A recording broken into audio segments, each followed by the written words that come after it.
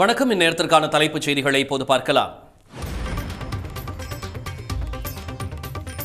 ஒன்றிய பட்ஜெட்டில் தமிழ்நாடு என்ற பெயரை கூட உச்சரிக்காததற்கு திமுக கண்டனம்.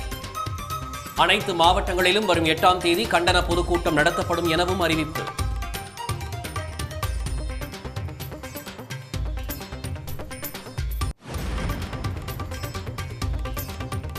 மேக் இன் இந்தியா திட்டத்தில் தோல்வியடைந்த மோடி அரசு உற்பத்தி துறையை சீனாவிடம் கொடுத்துவிட்டதாக ராகுல் காந்தி விமர்சனம். 60 ஆண்டுகளில் இல்லாத அளவுக்கு நாட்டின் உற்பத்தி சரிந்துள்ளதாகவும் குற்றச்சாட்டு.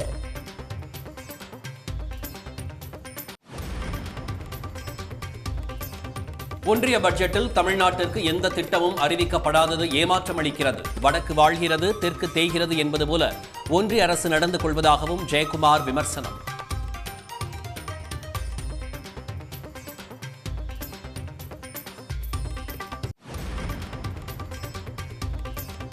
டெல்லி சட்டப்பேரவை மற்றும் ஈரோடு இடைத்தேர்தலுக்கான பரப்புரை ஓய்ந்தது. புதன்கிழமை வாக்குப்பதிவு நடைபெறவுள்ள நிலையில் ஏற்பாடுகள் தீவிரம்.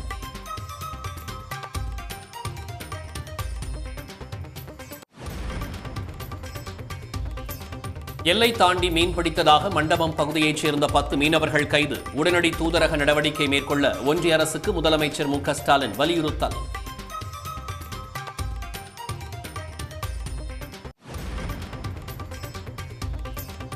தொடர்ந்து ஏற்றத்தில் இருந்த தங்கத்தின் விலை சற்று குறைந்தது. சவரனுக்கு 680 ரூபாய் குறைந்து 61,640 ரூபாய்க்கு விற்பனை.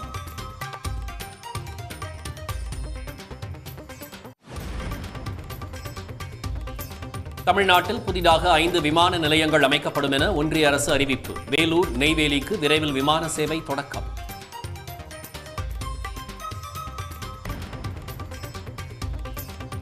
தமிழ்நாட்டில் சுங்கச்சாவடிகளின் எண்ணிக்கையை 90ஆக அதிகரிக்க தேசிய நெடுஞ்சாலை ஆணையம் திட்டம். ஆண்டுக்கு சராசரியாக 2600 கோடி ரூபாய் வசூல்.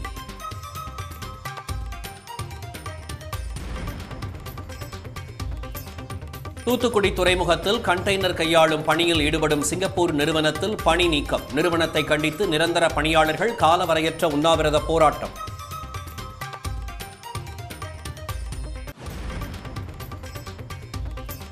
திருப்பரங்குன்றத்தை கலவர பூமியாக்க சங் பரிவார் அமைப்புகள் முயற்சிப்பதாக புகார். மதுரை மாவட்டத்தில் இன்றும் நாளையும் 144 தடை விதித்து போலீசார் உத்தரவு.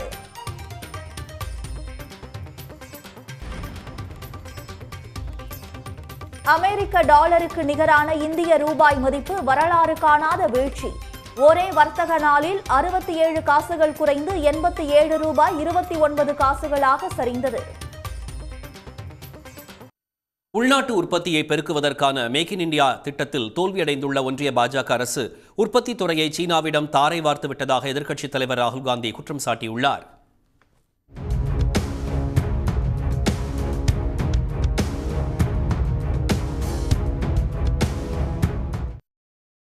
நாடாளுமன்ற பட்ஜெட் கூட்டத்தொடரின் 3வது நாளான இன்று மக்களவை கூடியதும் மகா கும்பமேளாவில் நெரிசலில் சிக்கி 30 பேர் உயிரிழந்தது குறித்து அவையை ஒத்திவைத்து விவாதிக்க வேண்டும் என்று எதிர்க்கட்சி உறுப்பினர்கள் வலியுறுத்தினர். ஆனால் அதற்கு அவைத்தலைவர் மறுப்பு தெரிவித்ததால் அவையில் கூச்சல் குழப்பம் நிலவியது. I would like to bring attention to Gupti Fort located in my constituency of Anantapur, sir. This basic fort, the largest in the state, has witnessed the rise and fall of MPs. இதே பிரச்சனையை மாநிலங்களவையில் எழுப்பிய எதிர்க்கட்சி உறுப்பினர்கள் விவாதிக்க அவைத்தலைவர் மறுப்பு தெரிவிக்கவே வெளிநடப்பு செய்தனர். இதனிடையே குடியரசுத் தலைவர் உரைக்கு நன்றி தெரிவிக்கும் தீர்மானத்தை மக்களவையில் தொடங்கி வைத்து பேசிய ராகுல் காந்தி குடியரசுத் தலைவர் உரையில் புதிதாக எதுவும் இல்லை என்றும் கடந்த முறையும் அதற்கு முன்பும் தெரிவித்தவற்றையே மீண்டும் குறிப்பிட்டுள்ளதாக தெரிவித்தார். நாடு முன்னேறியுள்ளதாக கூறினாலும் வேலையில்லா திண்டாட்டத்தை சரி செய்ய முடியவில்லை என்று அவர் குறிப்பிட்டார். மேக் இன் இந்தியா நல்ல திட்டம் என்று குறிப்பிட்ட ராகுல் காந்தி ஆனால் அது தோல்வியடைந்து விட்டதாக தெரிவித்தார். இந்தியாவை விட சீனா 10 ஆண்டுகள் முன்னோக்கி இருப்பதாகவும் விண்வெளி, பேட்டரி தயாரிப்பு, ரோபோட், மோட்டார்கள் என அனைத்திலும் இந்தியா சீனாவை விட பின்தங்கியுள்ளதாகவும் தெரிவித்தார். The Prime Minister proposed the Make in India program. I think a good idea. We saw the statues, we saw the functions, we saw the so-called investment. And the result is right in front of me. manufacturing fell from 15.3% of GDP in 2014 to 12.6% of GDP today. That is the lowest share of manufacturing in 60 years.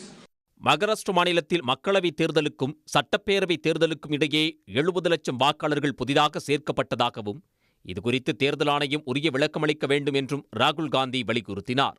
Himachal Pradesh जितने बड़े voters Lok Sabha के बाद जादू से आ जाते हैं.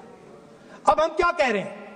हमने election commission से रिपीटेडली कहा है कि हम आरोप नहीं लगा रहे हैं. आप एक काम कीजिए, हमें लोकसभा की वोटर लिस्ट दे दीजिए, नेम एड्रेस और इलेक्ट्रॉनिकली दीजिए और विधानसभा.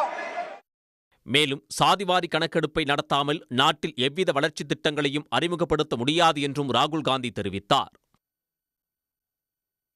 ஒன்றிய மாநில அரசுகள் பாதுகாக்கும் என்று நம்பி வந்தவர்களை காக்க தவறியதாலேயே கும்பமேளா கூட்ட நெரிசலில் சிக்கி உயிரிழப்புகள் நேர்ந்துள்ளதாக திமுக எம்பி கனிமொழி குற்றம் சாட்டியுள்ளார். உயிரிழந்தவர்கள் எத்தனை பேர் என்று கூட தெரியவில்லை என்று கூறிய அவர் மனித தன்மையற்ற செயல் இல்லையா என்றும் கேள்வி எழுப்பியுள்ளார். I would like to express my grief and empathy to the families of the people who died in the stampede at the Kumbh Mela. These people trusted the union government and the state government and gathered there, hoping that you will protect them. But unfortunately, no one protected them. When religion and politics merge, it is the innocent people who suffer. And this is an example of that. And sadly, I don't know whether we're waiting for the elections. We don't even know the numbers of the people who've died in the stampede. Isn't this not inhuman? And you don't even want to allow a discussion in Parliament. Tamil Nadu முழுவதும் தேசிய நெடுஞ்சாலைகளில் உள்ள சுங்கச்சாவடிகளில் மட்டும் கடந்த 10 ஆண்டுகளில் 26,000 கோடி ரூபாய் கட்டணம் வசூலிக்கப்பட்டுள்ளது. இந்நிலையில் தமிழ்நாட்டில் உள்ள சுங்கச்சாவடிகளின் எண்ணிக்கை 90ஆக உயர்த்த ஒன்றிய அரசு திட்டமிட்டிருப்பது வாகன ஓட்டிகளை அதிர்ச்சியடைய வைத்துள்ளது.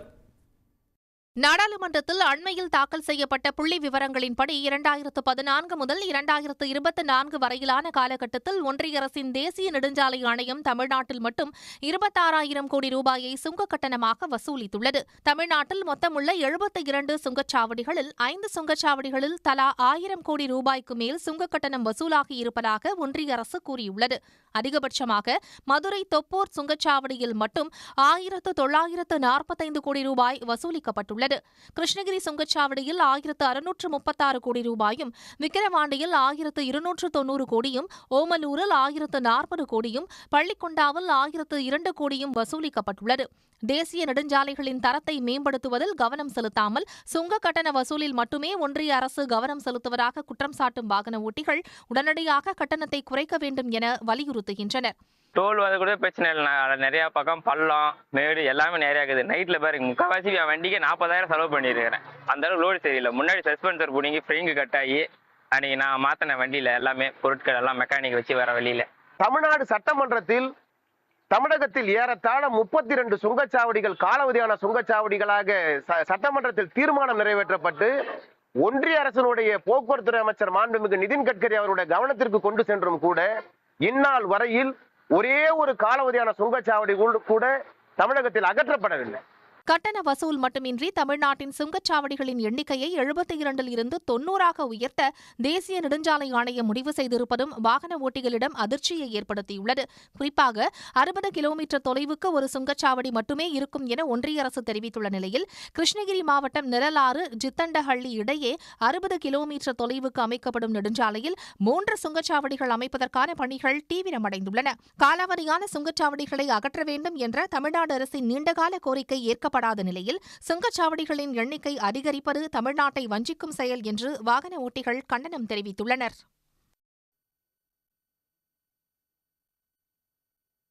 டெல்லி சட்டப்பேரவை மற்றும் ஈரோடு கிழக்கு தொகுதி இடைத்தேர்தலுக்கான பிரச்சாரம் ஓய்ந்த நிலையில் தொகுதிக்கு தொடர்பில்லாதவர்கள் உடனே வெளியேற தேர்தல் ஆணையம் உத்தரவிட்டுள்ளது. தலைநகர் டெல்லியில் உள்ள 70 தொகுதிகளுக்கு நாளை மறுநாள் ஒரே கட்டமாக தேர்தல் நடைபெறவுள்ளது. இதில் ஆம் ஆத்மி, காங்கிரஸ், பாஜக உள்ளிட்ட கட்சிகள் நேரடியாக மோதுகின்றன. இதுபோல் தமிழ்நாட்டில் இடைத்தேர்தல் நடைபெறவுள்ள ஈரோடு கிழக்கு தொகுதியில் திமுக சார்பில் சந்திரகுமார், நாதக சார்பில் சீதாலட்சுமி மற்றும் சுயேட்சை வேட்பாளர்கள் என 46 பேர் களத்தில் உள்ளனர். அதிமுக, பாஜக மற்றும் அதன் கூட்டணி கட்சிகள் தேர்தலை புறக்கணித்துள்ளன. திமுக வேட்பாளர் சந்திரகுமார் இறுதிக்கட்ட வாக்கு சேகரிப்பில் ஈடுபட்டார். அக்ரகாரம், நெரிக்கல்மேடு, வீரப்பஞ்சத்திரம், முனிசிபல் காலனி, இடையன்காட்டு வலசு, மேட்டூர் சாலை, சூரன்பட்டி உள்ளிட்ட இடங்களில் திறந்த வேனில் பிரச்சாரம் செய்த அவர் நலத்திட்டங்கள் தொடர உதயசூரியன் சின்னத்திற்கு வாக்களிக்குமாறு கேட்டுக் கொண்டார்.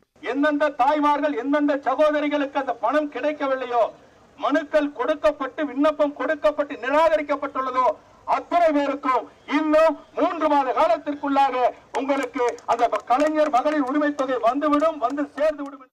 மரப்பாலம், பன்னீர்செல்வம் பூங்கா உள்ளிட்ட இடங்களில் நாதக வேட்பாளர் சீதாலட்சுமிக்கு ஆதரவாக சீமான் ஆதரவு திரட்டினார்.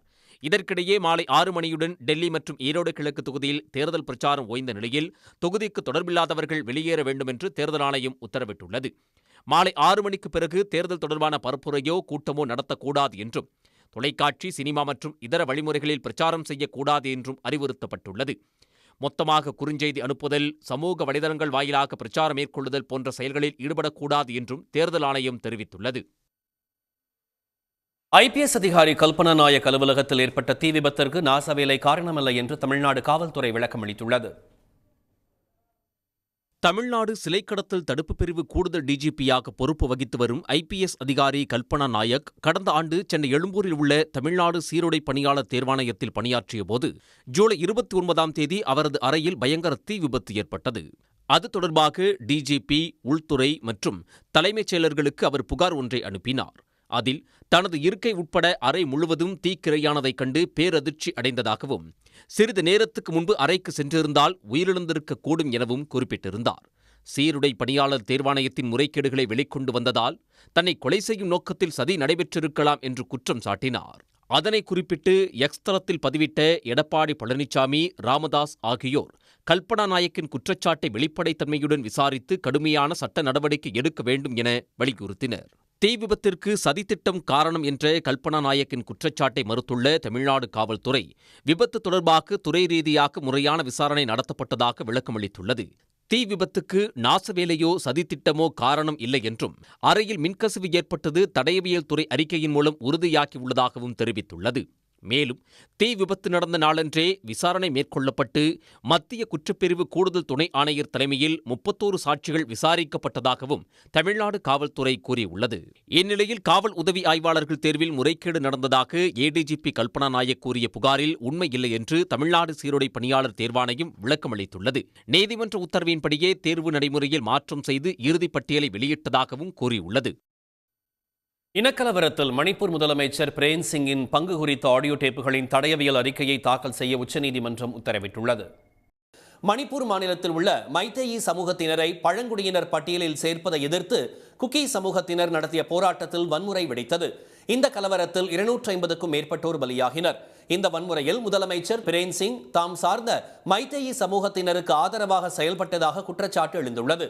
இது தொடர்பாக குக்கி சமூகத்தினருக்கான மனித உரிமை பாதுகாப்பு அமைப்பு உச்சநீதிமன்றத்தில் தாக்கல் செய்த வழக்கில் வன்முறையை தூண்டும் வகையில் முதலமைச்சர் பேசியது தொடர்பான ஆடியோ பதிவுகள் குறித்து சுதந்திரமான விசாரணைக்கு உத்தரவிட வேண்டும் என கோரப்பட்டுள்ளது. உச்சநீதிமன்ற தலைமை நீதிபதி சஞ்சீவ் கன்னா, நீதிபதி சஞ்சய் குமார் ஆகியோர் முன்பு இந்த வழக்கு விசாரணைக்கு வந்தது. அப்போது வாதிட்ட மூத்த வழக்கறிஞர் பிரசாந்த் பூஷன், முதலமைச்சர் பேசியது குறித்த ஆடியோ பதிவுகளை ஆய்வு செய்த உண்மை ஆய்வகம் 93% அது அவரது குரல்தான் என தெளிவுபடுத்தியுள்ளதாக கூறினார்.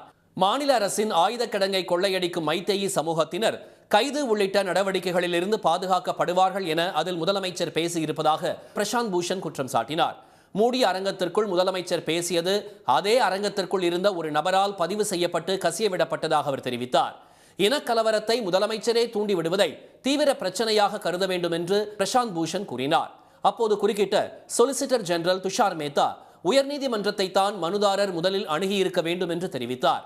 ஏற்கனவே இந்த பிரச்சனை தொடர்பாக முதல் தகவல் அறிக்கை பதிவு செய்யப்பட்டுள்ளதாகவும் ஆடியோ டேப்புகள் தடயவியல் பரிசோதனைக்கு அனுப்பி வைக்கப்பட்டுள்ளதாகவும் கூறினார். இருதரப்பு வாதங்களையும் கேட்ட நீதிபதிகள் ஆடியோ பதிவுகளை ஆய்வு செய்து அறிக்கையை மூடி சீலிடப்பட்ட உரையில் தாக்கல் செய்யுமாறு மத்திய தடயவியல் ஆய்வகத்திற்கு உத்தரவிட்டனர்.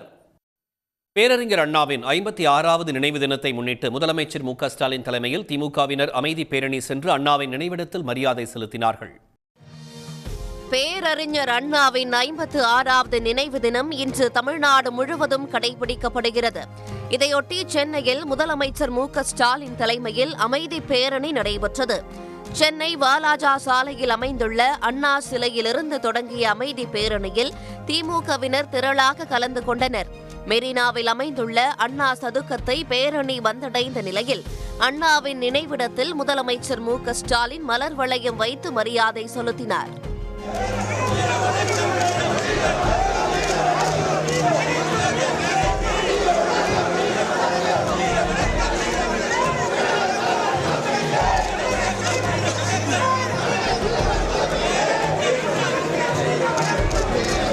துணை முதலமைச்சர் உதயநிதி ஸ்டாலின், திமுக பொதுச் செயலாளர் துரைமுருகன், பொருளாளர் டி.ஆர். பாலு உள்ளிட்ட திமுக நிர்வாகிகளும் அமைச்சர்களும் நாடாளுமன்ற சட்டமன்ற உறுப்பினர்களும் அண்ணா நினைவிடத்தில் மரியாதை செலுத்தினர்.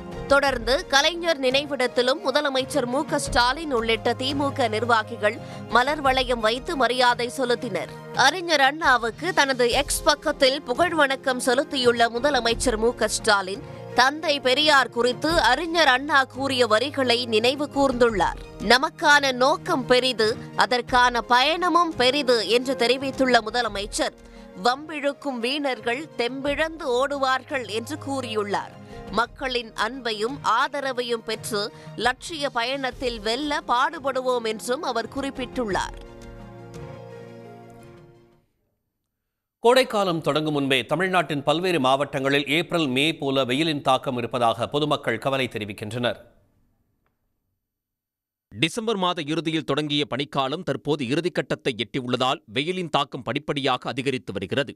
வானிலை ஆய்வு மையம் வெளியிட்டுள்ள அறிக்கையில் அடுத்த ஒரு வாரத்திற்கு வறண்ட வானிலை நிலவும் என குறிப்பிடப்பட்டுள்ளது.